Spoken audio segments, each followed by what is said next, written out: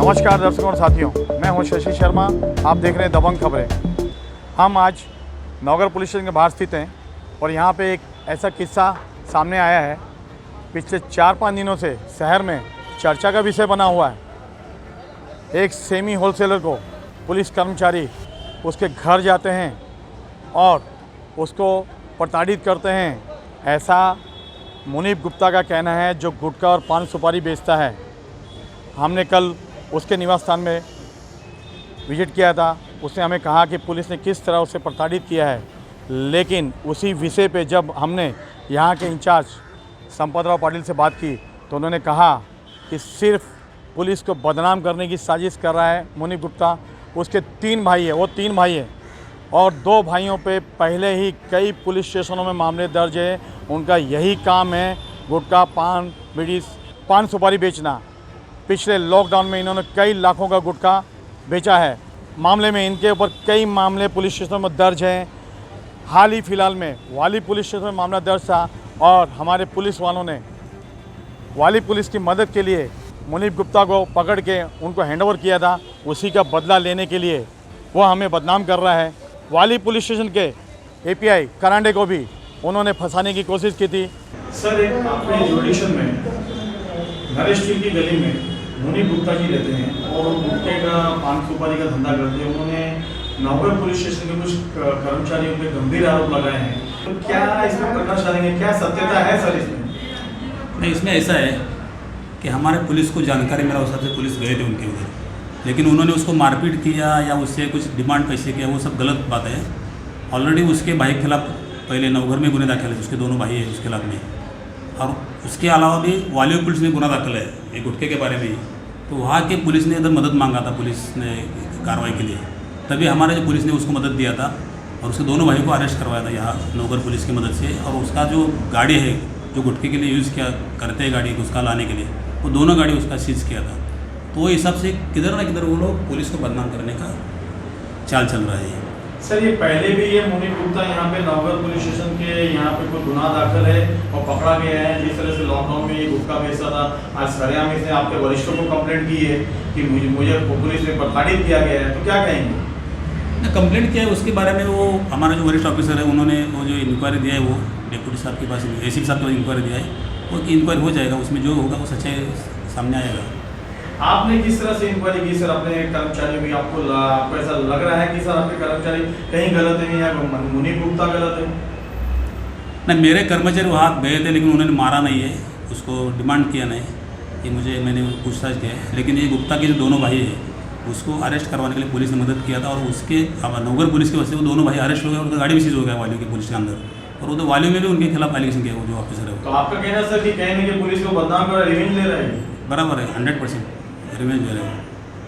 आज हम एसीपी शशिकांत भोसले जी के ऑफिस के बाहर खड़े हैं। पिछले कुछ दिनों से मीरा भाईंदर शहर में चर्चाओं का बाजार गर्म है कि एक गुटखा व्यवसायी है मुनीब गुप्ता जी। उनका कहना है कि पुलिस वालों ने उन्हें महज पैसों के लिए, हफ्ता वसूली के लिए प्रताड़ित किया। उनकी पत्नी के सामने उनको बेरहमी से मारा, पीटा, 4 लाख रुपया उनसे डिमांड की। आइए उनसे जानते हैं किस तरह का प्रकाश डालेंगे ये और क्या माजरा है। गुप्ता जी, क्या प्रकाश डालना चाहेंगे आप? सर, 24 तारीख को गिरगांवकर साहब और वाघ साहब मेरे दुकान पे आते हैं। दुकान पे आने के बाद 5 बजे मैं दुकान खोलता हूँ। दुकान जैसे मैं ओपन किया वैसे 5 मिनट बाद वो लोग आए। उसके बाद वाघ मारे साहब और गिरगांवकर साहब मेरे घर पे लेके जाते हैं। घर पे लेके जाते हैं तो पान मसाला विमल मेरे पास था। पान मसाला विमल मैं बेचता हूँ और सुगंधित सुपारी था, तो वो सब मेरे पास घर पे था। तो मैं उनको बोला सर आप माने साहब से बात कर लीजिए और आपको खुद पता है 10,000 रुपये मैं महीना देता हूँ हफ्ता। माने साहब खुद बेचवाते हैं, माने साहब से आप बात कर लीजिए। माने साहब से बात करने के बाद में तुरंत मेरे को बैठाते हैं गाड़ी पे, फिर लेके जाते हैं चौकी में। चौकी में ले जाने के बाद में गिरगांवकर साहब मेरे को 1 लाफा मारते हैं। फिर 1 लाफा मारने के बाद माने साहब आते हैं, उधर मेरे को पकड़ के बैठाते हैं। आधे पौन घंटे में माने साहब आते हैं। उसके बाद फिर माने साहब, गिरगांवकर साहब और उनका जो पैसा वसूली करता है संजय जी और छोटू, ये चारों जन मेरे को पकड़ के फिर मेरे घर पे वापस लेके आते हैं। वापस घर पे लाने के बाद में ये लोग सर मेरे से डिमांड करते हैं, सर मेरा माल देखते हैं, फिर डिमांड करते हैं। तो मैं बोला सर आप तो हफ्ता लेते ही हो 10,000 रुपये महीना, और आप बोलिए तो मैं बंद कर दूं। तो सर वो बोलते हैं नहीं अभी 4 लाख रुपया लगेगा। फिर मैं बोला ठीक है सर, आप 4 लाख रुपया तो मैं नहीं दे सकता, अब मैं 2-4 हज़ार रुपये आप बोलिए तो मैं खर्चा पानी दे दूं, इतना 10,000 रुपया तो महीना देता ही हूँ मैं। तो सर इसी बात को लेके वो भड़क गए सर, गिरगांवकर साहब और माने साहब मेरे को घर पे मारे सर, मार पिटैया लगे करने मेरे बीवी बच्चों के सामने सर, और मेरे को बहुत हनन हुआ। उसके बाद फिर बाद में मैं डील किया सर, अभी मैं मजबूर हो गया, मैं मजबूर होकर मैं बोलते 328 लगा दूंगा, तेरे को अंदर कर दूंगा, 6 महीना जमानत नहीं होगा। तो सर मैं मजबूर होकर 2.5 लाख रुपये में मंडोली किया। अब 2.5 लाख रुपये सर मैं कहाँ से लेके आता? 2.5 लाख रुपये मैं बोला इतना बड़ा रकम है सर, 1 दिन का मेरे को टाइम चाहिए। अब 1 दिन का उन लोगों ने टाइम दिया सर। उसके बाद में टाइम देने के बाद में मैं बोला दूसरे दिन देता हूँ पैसा। दूसरे दिन 3:30 बजे डेट था शाम को पैसा देने के लिए, संजय जी को पैसा देना था। लेकिन सर मेरे पास 2.5 लाख रुपये कहाँ से हो पाता? फिर मैं एंटी करप्शन में गुहार लगाया, मैं सांता क्रूज एंटी करप्शन में गुहार लगाया। वो सारा मेरे पास कॉल रिकॉर्डिंग है। लेकिन उधर सब लोग बोले कि 3 दिन का छुट्टी है, इसके लिए ये काम नहीं हो सकता, आप 3 दिन का टाइम लीजिए। लेकिन सर 3 दिन का पुलिस वाले टाइम नहीं देते हैं, क्योंकि वो अंदर मेरे को खुद डाल देते। तो इसके लिए मैं मजबूरी में मैं दांते साहब के पास गया, दांते साहब के पास अर्जी लेके गया। उधर दांते साहब नहीं थे, फिर वहाँ से दांते साहब के ऑफिस में अर्जी दे दिया। फिर डीसीपी काले साहब के पास मीरा रोड में गया, तो वही मेरा अर्जी सुने हैं। अभी मैं आया हूँ बेस्ट में, भाईंदर बेस्ट में, वो डीवाईएसपी साहब के पास मेरा जांच आ गया है। तो वहाँ देखिए अभी क्या होता है।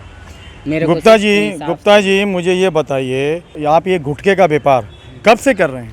सर ये मैं पहले नहीं बेचता था, ये लॉकडाउन के बाद से मैं बेचने लगा। मैं नहीं बेचता था, लॉकडाउन के बाद से माने साहब का आदमी है, संजय जी और छोटू जी, ये सब पूरा जितने पान टपरी वाले हैं सब लोगों से गुटखा बेचवाना चालू किया और बोले सब लोग हफ्ता दो।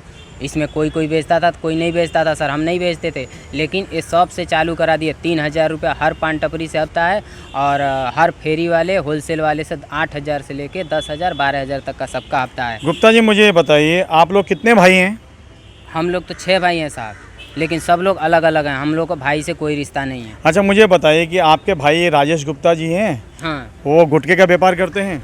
हाँ सर, वो उनका व्यापार वो क्या करते हैं वो नहीं मालूम है सर। अच्छा मुझे ये बताइए कि राजेश गुप्ता जी के ऊपर कितने गुटखे बेचने के मामले दर्ज हैं अहमदाबाद से लेके और मुंबई पुलिस थानों में? वो मेरे को सर नहीं मालूम, उनसे हमारा कोई आपके ऊपर भी कोई पुलिस मामला दर्ज हुआ है गुटखा बेचने का? नहीं सर, कुछ भी। वाली पुलिस स्टेशन में आपके ऊपर मामला दर्ज हुआ है? नहीं सर, कुछ भी। वाली पुलिस स्टेशन में आपके ऊपर मामला दर्ज हुआ था और आपको यहाँ पे नवगर वालों ने पकड़ के श्रीकांत करांडे जी के हाथ दिया था? नहीं सर, वो हमारे साथ कुछ भी नहीं हुआ था, वो भाई लोगों के साथ में हुआ था। उन लोगों का मैटर उन लोगों का है, हमारा सब अलग अलग है। अच्छा मुझे गुप्ता जी ये बताइए कि श्रीकांत करांडे जी जो वहाँ के वाली पुलिस स्टेशन के जो एपीआई थे, जिन्होंने आपके भाई को अरेस्ट किया था और आपका भी नाम था उसमें, तो उस मामले में आपने श्रीकांत करांडे जी का भी एंटी करप्शन में कंप्लेंट की थी? हाँ सर, उसमें उस समय मेरे से पैसा मांग रहे थे, मैं बात किया था उधर एंटी करप्शन में मैं बात किया था। लेकिन तभी मैं गया जब पैसा लेने कितना पैसे की डिमांड किए थे श्रीकांत करांडे जी? वो मेरे से 30,000 रुपये का डिमांड किए थे। फिर वापस मैं एंटी करप्शन वाले पर जब आपका मामला ही नहीं था तो फिर आपसे 30,000 क्यों मांगा उन्होंने? वैसे ही मेरे को फंसाने के लिए बोले, तुमको नहीं फंसाए हूँ इसके लिए। और मुझे ऐसी जानकारी मिली आपके परिसर से कि लॉकडाउन में भी आपने गुटखा बेचा है? नहीं सर, लॉकडाउन में मैं गुटखा नहीं बेचा, मैं बीड़ी उड़ी सिगरेट उगरेट अपना जो भी था वो सब मैं बेचा हूँ।